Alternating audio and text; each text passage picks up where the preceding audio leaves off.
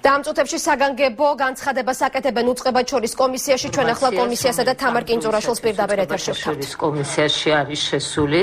პირველ რიგში მინდა აღვნიშნო, რომ მნიშვნელოვანია, რომ შენარჩუნებულია ის მშვიდი გარემო, რომელსაც ჩვენ მთელი დღის განმავლობაში ვაკვირდებით და ამომრჩეველს აქვს თავისუფალი არჩევანის გაკეთების შესაძლებლობა.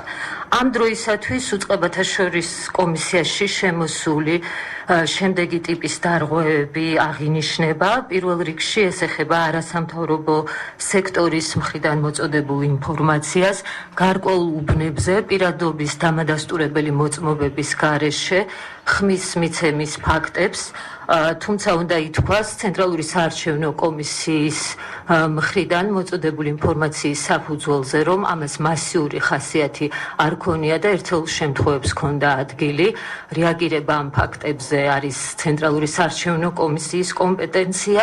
ამასთანავე ჩვენ გადავამოწმეთ ინფორმაცია, რომელიც შეეხებოდა წნორში დევნილების მონაწილეობის ფაქტს იყო შემოსული შეტყობინება იმის თაობაზე, თითქოს დევნილებს მასიურად არ ეძლეოდათ არჩევნებში მონაწილეობის შესაძლებლობა, რაც არ დადასტურდა, ვინაიდან მხოლოდ იმ მოქალაქეებს არ მეცათ არჩევანის გაკეთების შესაძლებლობა, ვისაც არ ჰქონდა პირადობის დამადასტურებელი მოწმობები. კვლავ აღინიშნებოდა რამოდენიმე ფაქტი, როდესაც მაჟორიტარობის დეპუტატები, კანდიდატები, ასევე პოლიტიკური თანამდებობის პირები ცდილობდნენ საარჩევნო უბნებზე შეღწევას და გარკვეულ სიტყვიერ დაპირისპირებას ჰქონდა ადგილი, თუმცა ეს ინციდენტებიც აღმოფხრილია. ამასთანავე სამწუხაროა, რომ რამდენიმე მედია საშუალებებში გავიდა exit polls შედეგები. გუშინ უწყებათა შორისმა კომისიამ მიმართა ყველა მედია საშუალებას და შეახსენა კანონმდებლობით დადგენილი ის ნორმა, რომელიც გძალავს 8 საათამდე exit poll-ების შედეგების გამოქვეყნებას, რათა არ მოხდეს საზოგადოებრივი აზრით მანიპულირება. ამ დარღვევაზეც ალბათ შესაბამის რეაგირებას მოახდენს ცენტრალური საარჩევნო კომისია.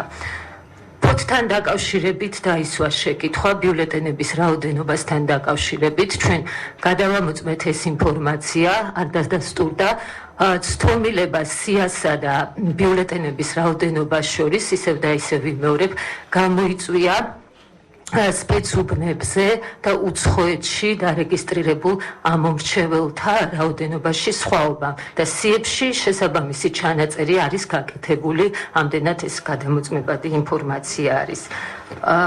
რამდენიმე ინციდენტს ჰქონდა ადგილი, რაზეც სამართალდამცავმა ორგანოებმა მოახდინეს დროული რეაგირება. ახალ ქალაქში დაიწყო გამოძიება ფიზიკური დაპირისპირების ფაქტზე, ასევე ხაშურში ინფოცხრის ჟურნალისტის მიმართ ფიზიკური შეურაცხყოფის ფაქტზე. დაიწყო ასევე გამოძიება ლაგოდეხში მომხდარ ინციდენტთან დაკავშირებით, როდესაც დაპირისპირება მოხდა ქართული ოცნებისა და ნაციონალური მოძრაობის აქტივისტებს შორის. რაც შეეხება სხვა ფაქტებს, ისეთი როგორიც არის მოძრაობის წესების დარღვევა, მართვის დამადასტურებელი მოწმობის გარეშე მანქანის ეს არის ჩვეულებრივი დარღვევა, რომელსაც არაფერი საერთო არ აქვს საარჩევნო პროცესთან.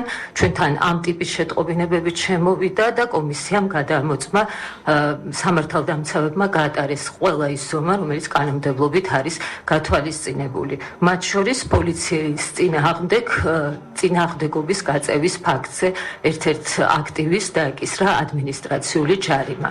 ეს არის ის ძირითადი ინფორმაცია, რომელსაც ჩვენ ამ ეტაპისთვის ვფლობთ. თუ გაქვთ შეკითხვები, საერთოდ პასუხობთ.